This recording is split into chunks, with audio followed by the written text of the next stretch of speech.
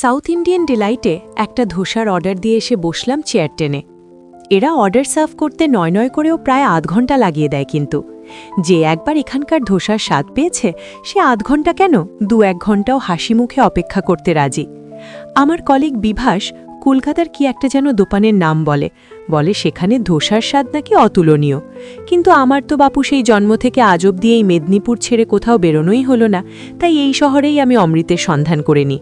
আর সেই তাগিদেই তো আজকাল প্রায়ই স্কুল ছুটির পরে হানা দিচ্ছি এই রেস্তোরাঁটায়। শুনেছি বয়স বাড়লে নাকি মানুষের নোলা বেড়ে যায়। আমার মধ্যেও কি তবে বয়সের লক্ষণ প্রকট হচ্ছে আস্তে আস্তে? দরজা ঠেলে 3 জন লোক ঢুকলো কথা বলতে বলতে। প্রতিবর্ত ক্রিয়ার বসেই মুখ তুলে তাকালাম, আর তখনই তার দিকে চোখ পড়ল আমার।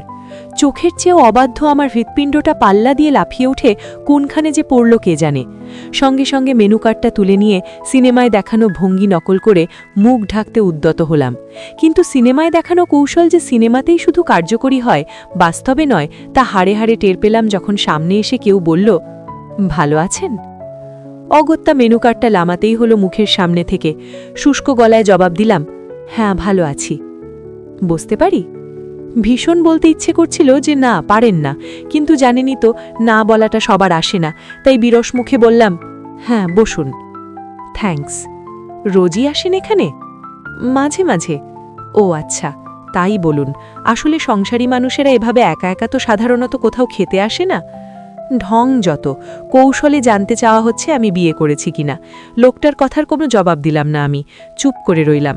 লোকটাও খানিক চুপ করে থেকে জিজ্ঞেস করল, আপনার হাজবেন্ড কি করেন? বাহ, চমৎকার। আগের কথাটাই কোনো প্রতিক্রিয়া জানায়নি দেখে এখন নতুন পন্থা নিলেন। আমি কড়া গলায় বললাম, আমি বিয়ে করিনি। বিয়ে করেননি? আজ্ঞে না। কিন্তু আমি যে শুনেছিলাম। আপনি যাই শুনে থাকুন, যার কাছেই শুনে থাকুন, ভুল শুনেছেন। তাই হবে বোধহয়। বোধহয় নয়, তাই। আপনি রাগ করলেন? ন্যাকামো যত, এসব দেখে রাগব না তো কি আহ্লাদিত হব?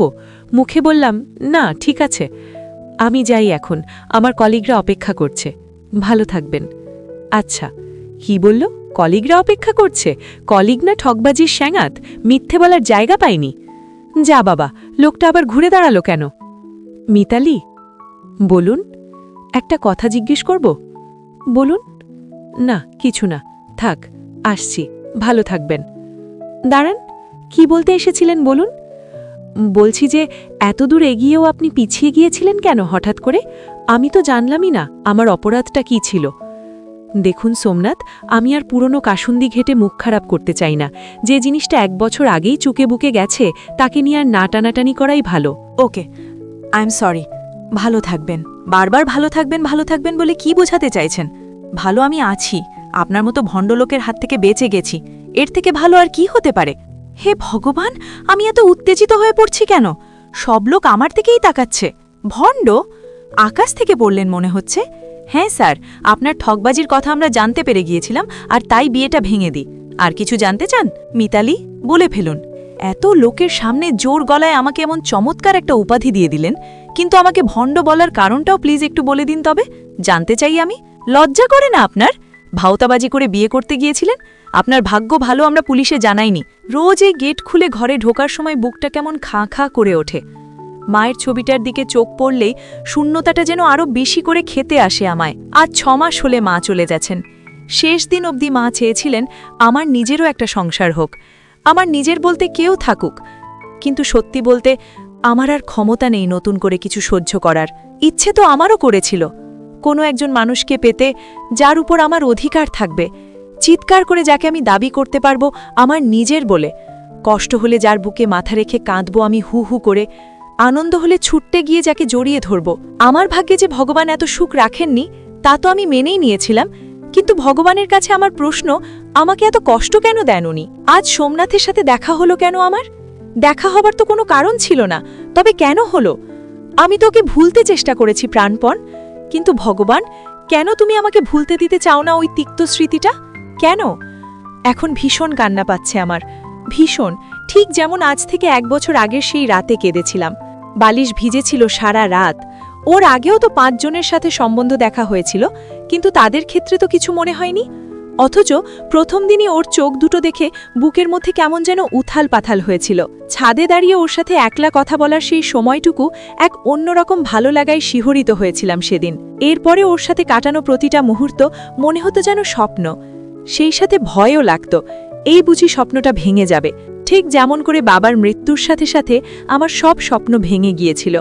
পরিবর্তে মুখোমুখি হয়েছিলাম রুক্ষ বাস্তবের। এই শহরের বুকে একটা অষ্টাদশী মেয়ের পিঠে এসে চেপেছিল একরাশ দায়িত্বের বোঝা। মা আর দুই ছোট ছোট ভাই বোনের দেখভাল করতে গিয়ে নিজের কথাই ভুলে গিয়েছিলাম, নিজের শখ, আহ্লাদ, চাওয়া পাওয়া সব কিছু। বাবা বেঁচে থাকতে বেড়াতে যেতাম প্রত্যেক বছর। বাবার বেড়ানোর নেশা ছিল খুব, সেই নেশাটাই সঞ্চালিত হয়েছিল আমার রক্তেও। কিন্তু পরিস্থিতির চাপে কখন যেন নেশাটা অবদমিত হয়ে গেল আর নিজেকে আজীবনের জন্য বন্দী করে নিলাম এই ছোট্ট শহরটার বুকে, কে জানে। সোমনাথ আমার জীবনে আসার পর আবার ইচ্ছে হয়েছিল নিজের খেয়াল রাখার, নিজেকে সুন্দর করে সাজিয়ে তোলার। কিন্তু আমি যখন নিজের সংসার সাজানোর স্বপ্নে বিভোর, তখনই হঠাৎ করে একদিন আমার ভগ্নিপতি সুশান্ত এসে বলল, কালেক্টরির কোনো ডিপার্টমেন্টেই সোমনাথ ঘোষাল বলে কেউ নাকি কাজই করে না। বিশ্বাস হতে চায়নি সুশান্তর কথা, কিন্তু বিশ্বাস তো করতেই হয়েছিল। বাস্তবটা বোধহয় এমনই রুক্ষ। ভালোবেসে ফেলেছিলাম লোকটাকে, তাই ওর পর আর ইচ্ছে করেনি নিজের ভাগ্যের পরীক্ষা নিতে। উফ, ভীষণ কষ্ট হচ্ছে আমার। বারবার মনে পড়ে যাচ্ছে আজ বিকেলে দেখা ওর চোখ দুটো। কেন আজ আবার ভীষণভাবে ইচ্ছে করছে ওই চোখ দুটোকে বিশ্বাস করতে। কাঁপা কাঁপা হাতে কলিং বেলের সুইচ টিপলাম। সোনা দরজা খুলল। আমাকে দেখে একটুও অবাক হয়নি, কেননা প্রায় দিনই স্কুল করে কিছুমিছু খাবার কিনে নিয়ে চলে আসি ওর এখানে। ওর মেয়েটার সাথে অনেকক্ষণ খেলা করি, তারপর বাড়ি ফিরি। বাড়ির কেই বা আর আছে আমার? সুশান্ত ফিরেছে রে? হ্যাঁ, এইমাত্র ঢুকল। কিছু কথা আছে ওর সঙ্গে। কি ব্যাপারে? বলবো সব। সুশান্তকে ডাক। সুশান্তকে ডাকার দরকার পড়ল না, সে নিজেই বেরিয়ে এলো ড্রয়িং রুমে। আরে দিদি যে, ভালো আছেন? তোমার সাথে কিছু কথা ছিল। হ্যাঁ বলুন না। সোমনাথবাবু যে কালেক্টরিতে চাকরি করেন এ কথা তোমাকে কে বলেছিল? সোমনাথবাবু? আরে ওই যে দিদির সাথে যার বিয়ে ফিক্সড হয়েছিল। আমার হয়ে সোনাই জবাবটা দিয়ে দিল। ও আচ্ছা, কিন্তু এতদিন পরেই কথা। আরে দিদি, ওর এক বন্ধু তো কালেক্টরিতে সার্ভিস করেন, তিনি খোঁজ নিয়ে বলেছিলেন। কিন্তু সুশান্ত, ওই বন্ধুটি তোমাকে সঠিক তথ্য দেয়নি? মানে কি বলছেন আপনি? ঠিকই বলছি, সোমনাথবাবু ওখানেই চাকরি করেন। আমি আজ নিজের চোখে দেখে এসেছি সুশান্ত। মানে আপনি এতদিন পর নিজে খোঁজ নিতে গিয়েছিলেন? আমাদের ওপর থেকে কি আপনার ভরসা উঠে গেছে? না সেটা না, মানে। এক মিনিট, সোনা কি বললে? লোকটার সাথে দিদির দেখা হয়েছিল? হ্যাঁ, দিদির সাথে এই কয়েকদিন আগে রেস্টুরেন্টে লোকটার দেখা হয়, যেচে দিদির সাথে কথা বলে যায়। মাই গড, ঘাঘুমাল। মাইন্ডলা ল্যাঙ্গুয়েজ সুশান্ত। ওহ প্লিজ দিদি, কিছু মনে করবেন না, কিন্তু আপনি না বড্ড সরল। যে কেউ আপনাকে বোকা বানিয়ে চলে যায়। Let me clear everything. কি ক্লিয়ার করবে তুমি? দিদি আমি বলছি শুনুন, আপনার সাথে লোকটার দেখা হওয়াটা কাতল্য ছিল না। ও আপনাকে দীর্ঘদিন ধরে ওয়াচ করে সেদিন প্ল্যান করেই গিয়েছিল কথা বলতে, দিয়ে এমনভাবে আপনার ব্রেন ওয়াশ করে যে আপনার মনে আবার সন্দেহ জেগে ওঠে। ও জানতো যে আপনি অল্প দিনের মধ্যেই ওর খোঁজে যাবেন অফিসে, আর কালেক্টরিতে রোজ কত মানুষের যাতায়াত, তাই অফিসে ঢুকে কোনো লোককে একটু ঘুষ খাইয়ে এরকম নাটক করা অসম্ভব কোনো ব্যাপারই না। এগুলো একটু কষ্টকল্পনা হয়ে যাচ্ছে না সুশান্ত? প্লিজ দিদি, আবার ওইসব ঠগের পাল্লায় পড়ে ঝামেলা পাকাস না। ও তো তোকে লজিক দিয়ে বুঝিয়ে দিল যে কি হয়েছে আসল ব্যাপারটা। বয়স তো তোর কম হলো না, আর বিয়ে করে করবিটা কি? আমার বিনতি কি তোর সন্তান নয়? ওর সাথে সময় কাটা, ওকে নিজের হাতে মানুষ কর। আহ সোনা, তুমি এভাবে বলছো কেন দিদিকে? দিদি সহজ সরল মানুষ, তাই এইসব জোচ্চোরদের চিনতে পারেন না, কিন্তু আমরা তো আছি। দিদি, আমি কালই আপনাকে আমার সেই বন্ধুর সাথে কথা বলাবো। আজ চাইলে আজই বলাতে পারি, আপনি নিজেই যাচাই করে নেবেন সব কিছু। এখন যাবেন ওর কাছে? না থাক, তোমাদের ডিস্টার্ব করার জন্য সরি। আমার জন্য তোদের আর কোনো ঝামেলা পোহাতে হবে না রে সোনা, কথা দিলাম। বেরিয়ে এলাম ওদের বাড়ির থেকে। পাটা যেন উঠতে চাইছে না, ভীষণ কষ্ট হচ্ছে। সত্যি কি আমি এত বোকা? সোমনাথ এত কিছু কেন করবেন? আগেরবার সুশান্ত বলেছিল ওনার নাকি আমার টাকার দিকে নজর, হয়তো আরও অনেক মেয়েকে এভাবে ঠাকানুনি। সবই তো মেনে নিলাম, কিন্তু আমার কষ্ট হচ্ছে আজ অন্য কারণে। আমার নিজের বোনও যে আমার অবস্থাটা বুঝল না। ওরা ভাবছে আমি বিয়ে পাগল। আচ্ছা, সংসারের সব দায় দায়িত্ব পালন করে এবার নিজের জীবন গুছিয়ে নিতে চাওয়াটা কি অপরাধ? সোনা কি সুন্দর বলল, বিন্তি তো আমার সন্তানের মতো। সত্যি আমি বিন্তিকে নিজের সন্তানের মতো ভালোবাসি, কিন্তু সন্তান আর সন্তানের মতোর মধ্যে যে অনেক পার্থক্য। আমি যতই করি, দিনের শেষে কিন্তু বিন্তি সেই সোনার আঁচলই খুঁজবে, আর আমি চিরকাল ওর মনেই থাকব, মা কোনোদিনও হতে পারবো না। ওর ওপর আমার কোনো জোরও থাকবে না। আমারও তো ইচ্ছে হয় নিজের ওরকম একটা জোরের জায়গা পেতে। আচ্ছা, সোনা কি কখনো ভুল করে না? তখন কি সুশান্ত ওর ওপর বিরক্ত হয়? নিশ্চয় না। এদিকে আমার নিজের মায়ের পেটের বোনই আমার ওপর বিরক্ত হয়ে যাচ্ছে এত অল্পেই। এই কষ্টগুলো, এই অনুভূতিগুলো কাউকে বলে বোঝানো যায় না, কেউ বোঝে না। ফোনটা বোধহয় ফেলে এসেছি ওদের বাড়িতে, তাই অনিচ্ছা সত্ত্বেও আবার ফিরতে হলো। কলিং বেল বাজাতে গিয়েও থমকে গেলাম। ভেতর থেকে ঝগড়ার আওয়াজ আসছে। মনে হচ্ছে ঝগড়ার কারণ আমি। তোমার দিদিকে বলিহারি, বয়স তো বোধহয় ৩৫ পেরিয়ে গেল, এখনও কি বিয়ে করার শখ এত? তাতে আমি কি করব? কিচ্ছু করতে হবে না, তুমি শুধু নিজের মুখটা বন্ধ রাখলেই হবে। তোমার দিদি বোকাশোকা মানুষ, মিষ্টি গলায় ভুজুং ভাজুং দিয়ে দিলে সুন্দর বিশ্বাস করে যায়। তা না করে তুমি দিলে তো চটিয়ে। দেখো, আমার মাথা এমনিতেই গরম আছে, আর গরম করিও না। আমার মাই তো সবথেকে বড় ভিলেন। মা এভাবে আমাদের বিট্রে না করলে এত কিছু হতোই না। তোমার মায়ের কথার বলো না। তোমার দিদির বিয়ে ভাঙার পর এমনভাবে তাকাতেন যেন আমার চেয়ে বড় ভিলেন আর কেউ নেই। মা মারা যাওয়ার আগে অবধি তোমাকে সন্দেহ করে গেছে। আই ডোন্ট কেয়ার, বাট ওই অত বড় বাগানশুদ্ধ বাড়িটা তোমার দিদিকে দিয়ে যাওয়ার কোনো মানে ছিল? তোমার দিদি একলা মানুষ, সে বাড়িটা দিয়ে করবেটা কি? তোমাকে আর তোমার দাদাকে তো শুধু টাকা দিয়েই খালাস। মায়ের গয়নার ভাগও তো দিদিকে দেওয়ার পেছনে কি যুক্তি ছিল বুঝি না। পুরোটা আমাকে না দিক, আমার আর বৌদির মধ্যে ভাগ করে দিলেই হতো। দিদির তো গয়নার কোনো প্রয়োজন নেই। উফ, এখন এসব ভেবে লাভ নেই। এখন যা ভাবার সেটাই ভাবো। তোমার দিদি বিয়ে করে নিলে ওই বাড়ি গয়না কিচ্ছু পাবো না আর। আমি আশ্চর্য হয়ে যাচ্ছি তোমার দিদির শখ দেখে। লোকটার অফিসে চলে গেছে নিজে খোঁজ নিতে, তাও এতদিন পর। এখন কি হবে গো, ও যদি তোমার কথা না মানে? ভাবতে দাও। বাট ওয়েট, আমরাই শুধু কেন মাথা ঘামাবো? তোমার দাদা তো ভাগ নেওয়ার সময় ছাড়বেন না, আর ও তো বাড়িটা হাতানোর মতলবে আছে। সবই বুঝি আমি। জায়গাসহ বাড়িটার এখন মূল্য হবে প্রায় ১ কোটি। বলো কি? ঠিকই বলছি। তোমার দাদাকে ফোন করি। দিদির বিয়ে ভাঙার আইডিয়াটা তো তোমার দাদারই ছিল, এবারেও সে কিছু উপায় বাতলাক। হে ঈশ্বর, এসব আমি কি শুনলাম? আমার মাথাটা ঝিমঝিম করছে। যে ভাই বোনকে মানুষ করতে আমি নিজের দিকে তাকাইনি কখনো, তারাই আজ আমার সাথে এমন প্রতারণা করল। এত লোভ ওদের, আমার সম্বন্ধে এরকম চিন্তা করে আমার বোন। মাগো, তুমি ঠিকই বলতে, একটা বয়সের পর নিজের মায়ের পেটের ভাই বোনও আর নিজের থাকে না। তুমি ওদের ঠিকই চিনেছিলে, তাই প্রাণপণে চেয়েছিলে আমার নিজের বলতে কেউ থাকুক। কিন্তু আমি এখন কি করব? কোথায় যাব? আমার তো আর কেউ রইল না। যাদের আমার পরিবার ভাবতাম, তারাই এমন পেছন থেকে ছুরি মারল। আজ থেকে প্রায় বছরখানেক আগে কেউ আমার চোখে চোখ রেখে বলেছিল সে নাকি কোনোদিনও বিয়ে করবে না বলে ঠিক করেছিল, কিন্তু তার মায়ের জোড়াজড়িতে সে আমাকে দেখতে আসে।